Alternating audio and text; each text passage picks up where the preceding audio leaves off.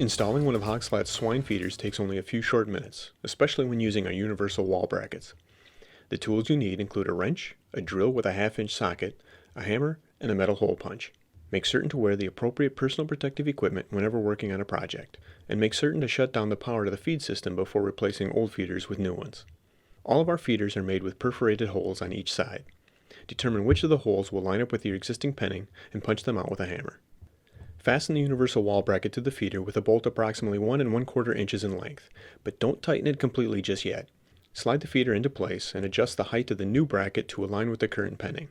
Then go ahead and tighten those bolts securely. Slide your rod pin in to secure the feeder to the existing penning, then repeat the entire process on the opposite side. Your feeders are good to go. Power your system back up and your pigs will happily be eating again.